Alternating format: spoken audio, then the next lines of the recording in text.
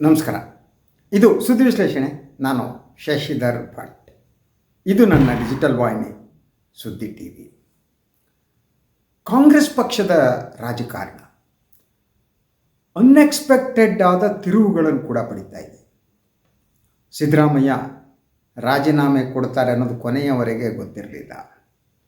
ಅವರು ರಾಜೀನಾಮೆ ಕೊಟ್ಟರು. ಅದಾದ ಮೇಲೆ 13 ಸಚಿವರ ಪ್ರಮಾಣ ವಚನ ಆಯಿತು, ಖಾತೆಗಳ ಹಂಚಿಕೆ ಆಯಿತು. ಅದಾದ ಮೇಲೆ ಮತ್ತೆ ಸಮಸ್ಯೆ ಪ್ರಾರಂಭ ಆಯಿತು.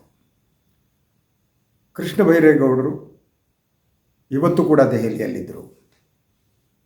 ಬಹಳ ಸ್ಪಷ್ಟವಾಗಿ ಬೆಂಗಳೂರು ಅಭಿವೃದ್ಧಿ ಖಾತೆ ಏನಿದೆ ಅದು ಸಂಪೂರ್ಣವಾಗಿ ನನಗೆ ಕೊಟ್ಟರೆ ನಾನು ಆ ಖಾತೆ ವಹಿಸ್ಕೊತೀನಿ, ಅದರ್ವೈಸ್ ನನಗೆ ಬೇಕಾಗಿಲ್ಲ, ಬೇರೆ ಖಾತೆ ಕೊಡಿ.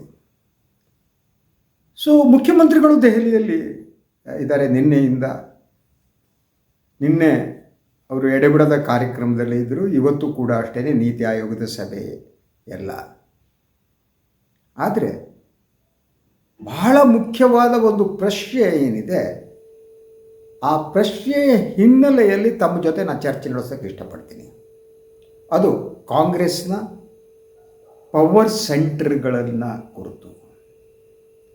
ಕಾಂಗ್ರೆಸ್ನಲ್ಲಿ 1-2 ಪವರ್ ಸೆಂಟರ್ ಇದೆ ಅಂತ ಹೇಳ್ತಾ ಇದ್ದಾರೆ. ಈಗ ನೋಡಿದರೆ ಕಾಂಗ್ರೆಸ್ನಲ್ಲಿ 4 ಪವರ್ ಸೆಂಟರ್ಗಳಿವೆ.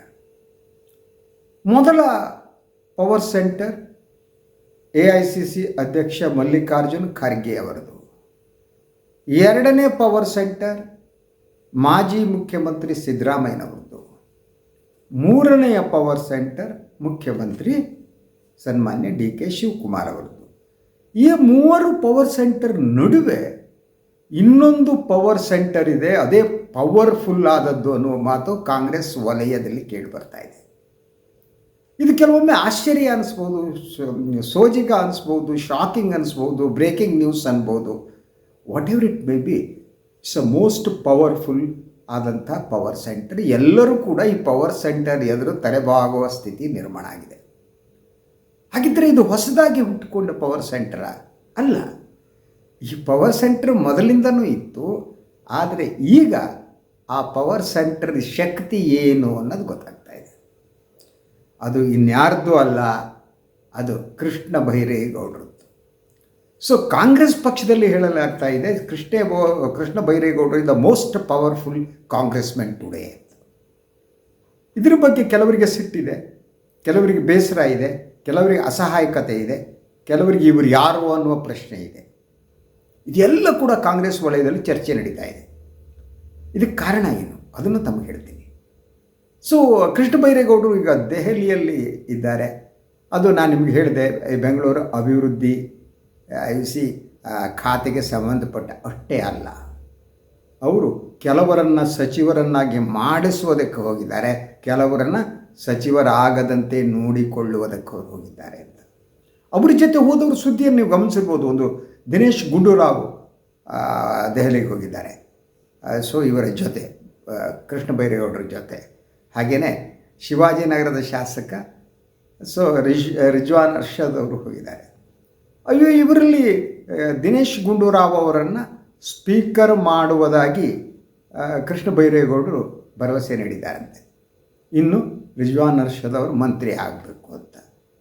ಅಷ್ಟು ಪವರು ಹೇಗೆ ಕೃಷ್ಣ ಬೈರೇಗೌಡರು ಬಂತು, ಅದರ ಕಾರಣಗಳೇನು ಅನ್ನೋದು. ಸೊ ನಾನು ಕಾಂಗ್ರೆಸ್ ನಾಯಕರ ಹತ್ರ ಮಾತನಾಡ್ತಾ ಇದ್ದೆ ಇವತ್ತು. ಅವ್ರ ಹತ್ರ ನಾನು ಹೇಳಿದೆ, ನಿನ್ನೆಯಿಂದ ಕೃಷ್ಣ ಬೈರೇಗೌಡರು ದೆಹಲಿಯಲ್ಲಿದ್ದಾರಲ್ಲ, ಭಾಳ ಹ್ಯಾಕ್ಟಿಕ್ ಚಟುವಟಿಕೆ ನಡೀತಾ ಇರುವುದರಿಂದ KC ವೇಣುಗೋಪಾಲ್ ಅವರನ್ನು ಭೇಟಿ ಮಾಡೋದಕ್ಕೆ ಅವ್ರಿಗೆ ಸಾಧ್ಯ ಆಗಿಲ್ವಂತೆ, ಅಪಾಯಿಂಟ್ಮೆಂಟ್ ಸಿಕ್ಕಿಲ್ವಂತೆ. ಹೌದಾ ಅಂತ ಕೇಳಿದೆ. ಅದಕ್ಕೆ ಕಾಂಗ್ರೆಸ್ ನಾಯಕರು ಹೇಳಿದರು, ನೀವು ಎಲ್ಲಿದ್ದೀರಿ ಸಾರ್? ಸೊ KC ವೇಣುಗೋಪಾಲ್ ಅವರೇ ಕೃಷ್ಣ ಬೈರೇಗೌಡರನ್ನ ನೋಡೋದಕ್ಕೆ ಓಡಿ ಬರ್ತಾರೆ ಬೇಕಾದರೆ, ಈ ಸೋ ಪವರ್ಫುಲ್ ಅಂತ. It was really shocking to me. ಯಾಕೆ ಏನು ಅಂತ ನಾನು ವಿಚಾರಿಸಿದಾಗ ಅವ್ರು ಹೇಳಿದ್ರು, ಇವರು ಮೊದಲನೇದಾಗಿ ಕೃಷ್ಣ ಬೈರೇಗೌಡರು ರಾಹುಲ್ ಗಾಂಧಿಯವರ ಆಪ್ತ ವಲಯಕ್ಕೆ ಸೇರಿದವರು, ಪಾಯಿಂಟ್ ನಂಬರ್ 1. ಆ ಕಾರಣಕ್ಕಾಗಿ ಯಾರಿಗೆ ಯಾವುದೇ ಖಾತೆ ಸಿಗಲಿ ಬಿಡಲಿ, ಕೃಷ್ಣ ಬೈರೇಗೌಡರು ಅವರು ಬಯಸಿದ ಖಾತೆ ಅವರಿಗೆ ಸಿಗುತ್ತೆ. ಸಿದ್ದರಾಮಯ್ಯನ ಸಚಿವ ಸಂಪುಟದಲ್ಲಿ ತಮಗೆ ಕಂದಾಯ ಬೇಕು ಅಂದರು, ಠಕ್ ಅಂತ ಸಿಕ್ತು. ಈಗ ಅವರು ಬೆಂಗಳೂರು ಅಭಿವೃದ್ಧಿ ಖಾತೆ ಏನಿದೆ ಅವರಿಗೆ ಬೆಂಗಳೂರು ಅಭಿವೃದ್ಧಿ ಖಾತೆಯನ್ನು ಕೊಡಿ ಅಂಥೇಳಿ ರಾಹುಲ್ ಗಾಂಧಿಯವರೇ ಹೇಳಿದರು ಅನ್ನುವ ಮಾತಿದೆ. ಇದು ಬಹುಮಟ್ಟಿಗೆ ಸತ್ಯ ಅಂತ ಹಲವು ಕಾಂಗ್ರೆಸ್ಸಿಗರು ಹೇಳ್ತಾರೆ. ರಾಹುಲ್ ಗಾಂಧಿಯವರ ಸೂಚನೆಯ ಮೇರೆಗೆ ಅವರಿಗೆ ಖಾತೆಯನ್ನು ಕೊಡಲಾಗಿದೆ ಅಂತ. ಆದರೆ ಈ ಖಾತೆಯ ಬಗ್ಗೆ ತಕರಾರು ಬಂದಿದ್ದು ಯಾಕೆ ಅಂತ ಅಂದರೆ, BDA ಮತ್ತು BMRDA ಏನಿದೆ ಅದನ್ನು ಸನ್ಮಾನ್ಯ ಮುಖ್ಯಮಂತ್ರಿಗಳು ತಾವೇ ಇಟ್ಟುಕೊಂಡಿದ್ದು, ತಾವು ಪ್ರಾರಂಭ ಮಾಡಿರುವ ಕೆಲಸ ಇನ್ವರ್ಟೆಡ್ ಕಾಮ ಅದನ್ನು ನಾನೇ ಮುಂದುವರಿಸ್ತೀನಿ, ಅದರಿಂದ ನನಗೆ ಬೇಕು ಅಂತ. ಇದರಿಂದ ಬೈರೇಗೌಡರಿಗೆ ಕೋಪ ಸಿಟ್ಟು ಬಂತು.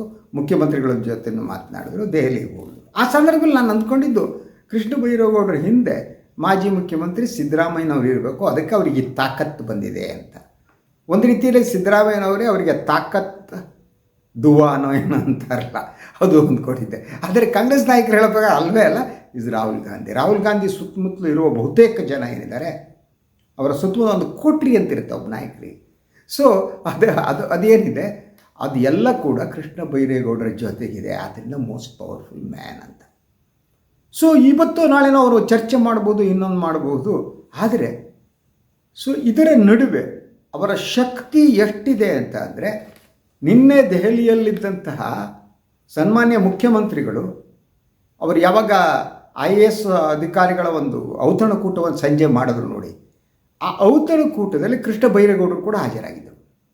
ಆ ಸಂದರ್ಭದಲ್ಲಿ ಮುಖ್ಯಮಂತ್ರಿಗಳು ಒಂದು ಮಾತನ್ನೇ ಹೇಳಿದ್ರಂತೆ, ಯಾಕೆ ಸುಮ್ಮನೆ ಮೇಲ್ಗಡೆ ಇದು ಮಾಡೋದು, ನೀವು ಬಗೆಹರಿಸ್ಕೊಳ್ಳೋಣ ಬಿಡಿ ಅಂತೇಳಿ. ಅಂದರೆ DK ಶಿವಕುಮಾರ್ ಅವರೇನೆ ಕೃಷ್ಣ ಬೈರೇಗೌಡರಿಗೆ ತಲೆಬಾಗುವ ಸ್ಥಿತಿ ಬಂತ.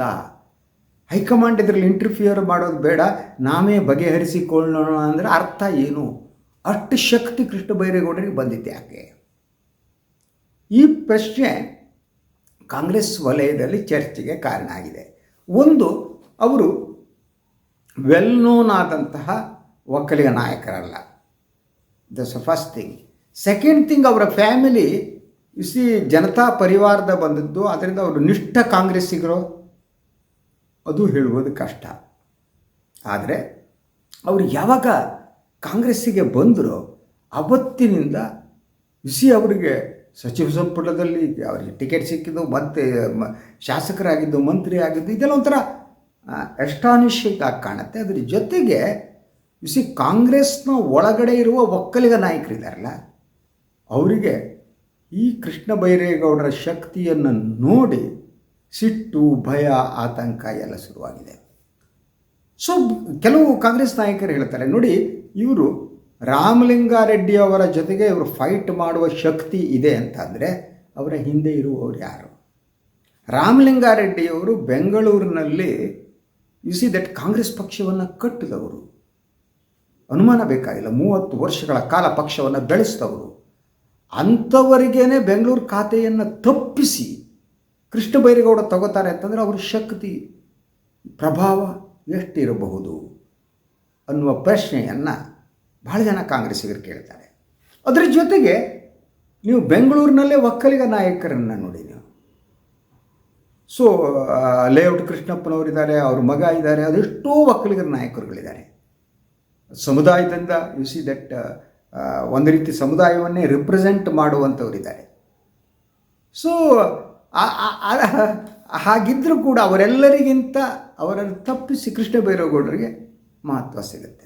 ಸೊ ಕಾಂಗ್ರೆಸ್ ನಾಯಕರ ಜೊತೆ ಮಾತನಾಡುವಾಗ ನಾನು ಕೆಲವರ ಹತ್ರ ಕೇಳಿದೆ ನಾನು, ಸೊ ಕೃಷ್ಣ ಬೈರೇಗೌಡರು ನಾನ್ ಕರಪ್ಟ್ ಅಲ್ವಾ, ಅವರು ಭ್ರಷ್ಟ ಅಲ್ಲ ಅಂತ ನನ್ನ ನಂಬಿಕೆ ಅಂತ.